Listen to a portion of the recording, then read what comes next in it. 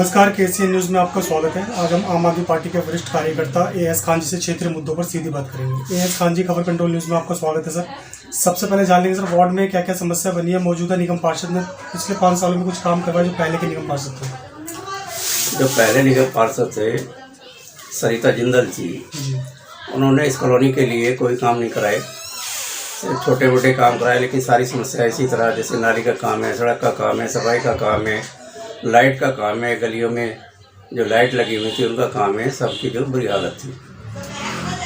तो उन्होंने कोई काम नहीं कराए जो हमारे बुनियादी काम है। कोई प्राइमरी स्कूल नहीं बनाया, कोई प्राइमरी हेल्थ सेंटर नहीं बनाया।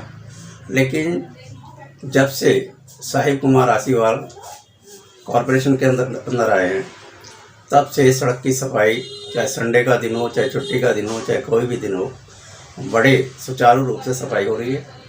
और कॉलोनी में वो हफ्ते में एक दौरा तो लगाई जाते हैं। अगर किसी की कोई समस्या है तो उसके जगह जाके उससे पूछते हैं और उसको समस्या को हल करते हैं। तो अगले 5 सालों में क्या क्या काम करवाएंगे आसीवाल जी से आप लोग? हम साहिब आसीवाल जी से जो हमारे यहाँ पे कूड़ा, नाली या सफाई के काम हैं वो तो उनको करने ही है।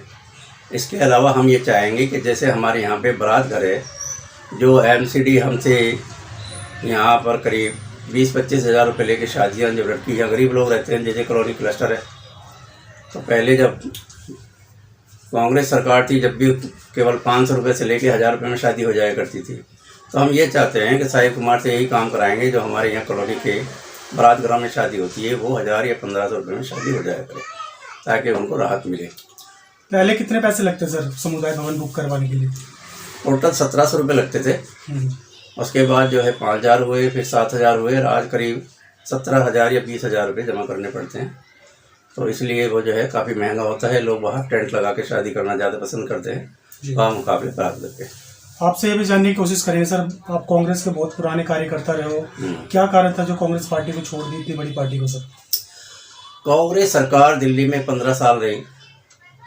श्रीमती शीला दीक्षित थी, काम किए, फ्लाईओवर बनाए और उन्होंने हॉस्पिटल बनाए, लेकिन उनकी वजह से जो कार्यकर्ता है, जो हमारा बूथ कार्यकर्ता है, जो ब्लॉक कार्यकर्ता है, उनको उतनी इज्जत नहीं मिलती जितनी उन्हें मिलनी चाहिए थी। कार्यकर्ताओं ने मुंह मोड़ दिया और आज दिल्ली की जो हालत है, क्योंकि जो भी काम अच्छा करेगा सर जनता उसी को लाएगी। आज केजरीवाल जी ने काम अच्छे किए, दिल्ली ने उनको पूरा समर्थन दिया और आज तक हमने ये देखा है कि इतनी सीटें किसी की नहीं जितनी केजरीवाल की आई, और सत्ता में पाने के लिए उन्होंने इतनी सीटें हासिल की है। यही उनका कामयाबी का सबसे बड़ा जो है सफल परीक्षण है। आपसे ये भी जान लेंगे सर कि जो शैली ओबेरॉय जी को दिल्ली का महापौर बनाया गया सर, महापौर बनते ही भाजपा के कुछ कार्यकर्ताओं ने अटैक भी कर दिया मैडम पे, क्या कहेंगे इसके? भारतीय जनता पार्टी नहीं चाहती कि आप आदमी पार्टी का कोई भी आदमी मेयर बने, कोई भी अच्छा काम करे। इनका काम है उलझाना, ये उलझे रहे और कोई भी जनता का काम ना हो और जनता इनको जाके बुराई करे। तो आम आदमी पार्टी में सभी हमारे जितने भी निगम पार्षद हैं सभी समझदार है, वो झगड़ा नहीं करना चाहते। लेकिन भारतीय जनता पार्टी के ज़बरदस्ती लोग, चाहे वो लेडीज़ है, जेंट्स है, निगम पार्षद है, वो झगड़ा करना चाहते हैं ताकि ये पेच इसी तरफ फंसा रहे और दिल्ली के काम रुके रहे। वहीं दूसरी ओर शराब घोटाले की बात की जाए, मनोज सिसोदिया जी को हाईकोर्ट भेजा जा रहा है, इसके क्या कहेंगे? शराब घोटाला एक इनकी राजनीति है भारतीय जनता पार्टी की, क्योंकि ये नहीं चाहते अगर कोई अच्छा काम करता है। सिसोदिया जी बहुत अच्छा काम कर रहे हैं बच्चों की पढ़ाई के लिए, स्कूल के लिए, अच्छी शिक्षा के लिए।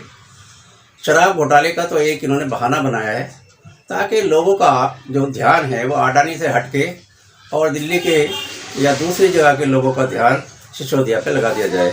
आप आदमी पार्टी को बदनाम करने की कोशिश की जा रही है, बाकी इसमें इनका कोई लेना देना नहीं। हम बता देंगे जिस दिन इसकी सच्चाई सामने आएगी, सिसोदिया जी पूरी सच्चाई के साथ वहाँ से हम बाहर आएंगे और किसी तरह का उन पर दोष नहीं होगा। तो क्या लगता है सर, जिस तरह महंगाई अपनी चरम सीमा लांघती जा रही है, तो 24 में परिवर्तन की आवश्यकता लगती है सर?